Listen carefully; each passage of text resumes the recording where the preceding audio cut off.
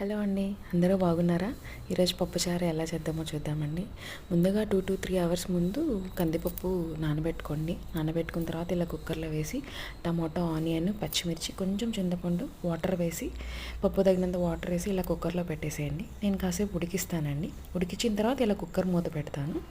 పెట్టేశాక ఒక 4 to 5 whistles రానివ్వాలి. Whistles వచ్చిన తర్వాత ఇది చల్లారాలి కదా, చల్లారే లోపు నేను ఇలా తిరగమాతకి రెడీ చేసుకుంటాను.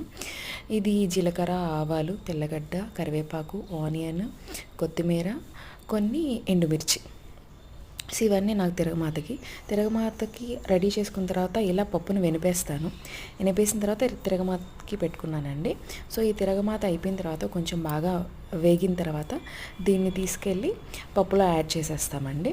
ఇలా యాడ్ చేసేసిన తర్వాత కొంచెం ఆ పప్పు ఉంటుంది కదా, ఆ పప్పును తీసుకొని మళ్ళీ ఇందులో కొంచెం వేసి కొంచెం అలా తిప్పేసి మళ్ళీ పప్పులో వేసేయచ్చు. ఏం కాదండి, చాలా టేస్ట్గా ఉంటుంది. ఈ తిరగమాత వల్ల ఈ పప్పుకి చాలా చాలా చాలా టేస్ట్ వస్తుంది.